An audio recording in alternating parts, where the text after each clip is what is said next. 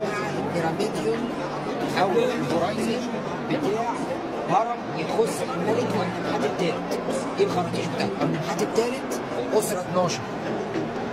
ده يمكن يكون سادس ملوك الاسره ال 12. سادس او خامس ملوك الاسره. زي ما احنا شايفين كده الخراطيش بتاعته او الاسم بتاعه موجود عليه. ولكن هنا في حاجتين. اولا ده مش جرانيت، ده حجر نيزكي. شايفين من جوه هنا لو احنا نورنا عليه هنلاقي حاجه زي الجليتر كده موجوده هنا. لو عملنا ضوء هنلاقي حاجه زي الجليتر موجوده في الحته دي، لان ده حجر نيزكي مش جرانيت، ده حجر نيزكي. تمام؟ فحجر نيزكي يعني صلب جدا. اتنحت ازاي بقى كده قريب بالاتقان دوت؟ ازاي نحتوه كده؟ فين التكنولوجيا اللي عملته؟ ده اكبر دليل على التكنولوجيا. تعالوا بقى كمان شوفوا الحاجه الاكبر بقى والاجمل. شايفين الخطوط دي؟ شايفين الكتابات دي؟ دي مش هاند ميد، محدش يقول لي ان دي هاند ميد.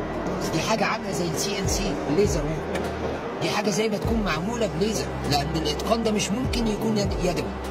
المسافه من هنا لهنا هي بالظبط المسافه من هنا لهنا، مفيش مليمتر زياده. الكتابات دي لو اتصورت من الجنب هنا، كتابات في منتهى الاتقان وكانها معموله بطبعات ليزر. محدش يقنعني ان ده هاند ميد.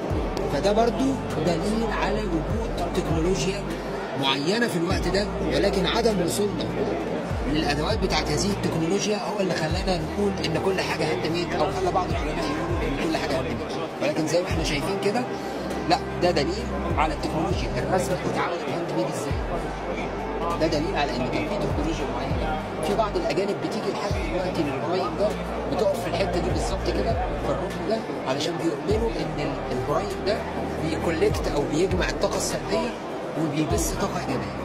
فالناس بتيجي تقف في الحته دي، ويعني في ناس فعلا بتقول ان هي بتستشعر الراحه لما بتيجي تقف في الحته دي.